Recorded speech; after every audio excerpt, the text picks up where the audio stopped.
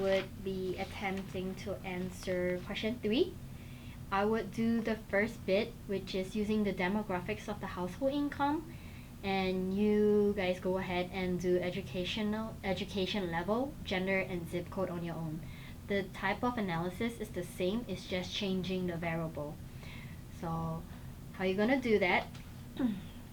Let's go to analyze, and then we're gonna do a cross tabulation, cross tab. And income is what we want to determine, and the variable to distinguish between probable patrons with non-probable would be this variable. On statistics, check mark chi-square, click continue. Cells, column, click continue. It doesn't matter if it just is a matter of visibility. You could click on row as well, but let's click on column for the purpose of this.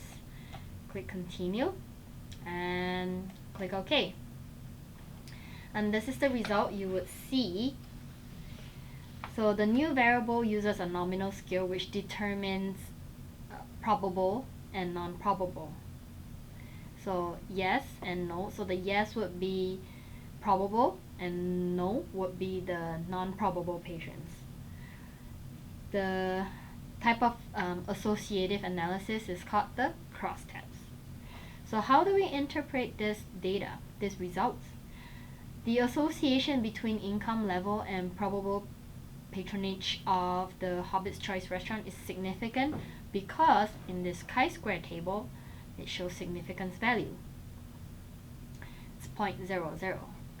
The cross tabulation, which is this table, above the chi-square test, reveals that large majority of the probable patrons, going to look at number yes, probable patrons, are in the high income level. So if you look at the percentages, 36.4 and 50.9 is the two highest income level.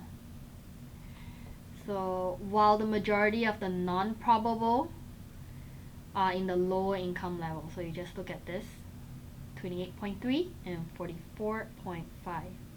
So the Hobbit's Choice restaurant is definitely more appealing to the higher income individuals. This is how you interpret the data. Now go ahead and run the analysis for the other variables. So you would take out income